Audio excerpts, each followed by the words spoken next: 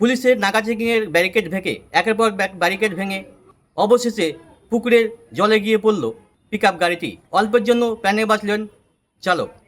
প্রাথমিকভাবে আমরা জানতে পেরেছি লালগোলা থেকে তিনি আসছিলেন। পুলিশের কাছে, জঙ্গিপুর পুলিশ ফাঁড়ির কাছে খবর আসে তিনি কোনো অবৈধ পাচারের উদ্দেশ্যে গাড়িটি নিয়ে আসছেন। সেই মোতাবেক জঙ্গিপুর ব্রিজের মুখে নাকা চেকিং করেন। নাকা চেকিং দেখে চালক গাড়ির দ্রুত বাড়িয়ে দেন। একের পর এক ব্যারিকেড ভাঙতে থাকে। পুলিশ ধাওয়া করে পিছনে।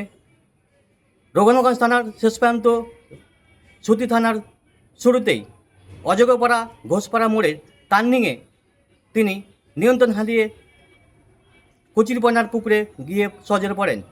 কোনো ক্রমে তিনি কুচিরপানা থেকে বেরিয়ে এসে কুচিরপানার মধ্যে লুকিয়েছিলেন। পুলিশ গাড়ি থেকে উদ্ধার করলেও চালককে খুঁজে পাচ্ছিলেন না। অবশেষে গভীর রাত পর্যন্ত এই তল্লাশি চলে। প্রায় আধ ঘন্টা নাগাদ এই তল্লাশি চালার পর ড্রাইভারকে অক্ষত অবস্থায় উদ্ধার করে। কী কারণে তিনি গাড়ি এত দ্রুতগতি যাচ্ছিলেন? পুলিশের অনুমান পাচার করার উদ্দেশ্যে তিনি গেছিলেন, কিন্তু পাচার করার কথা শুনতে পেয়ে কিন্তু অবশেষে তিনি পালাছিলেন। সেই মোতাবেক সেই গাড়ি থেকে কোনো কিছু পাওয়া যায়নি।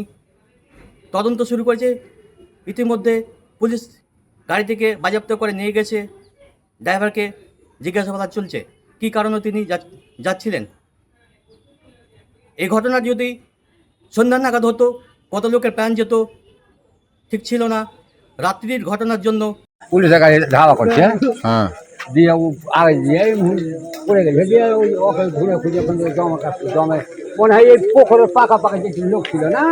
জঙ্গিপুর থেকে সেলিম শেখ, কলকাতা টিভি।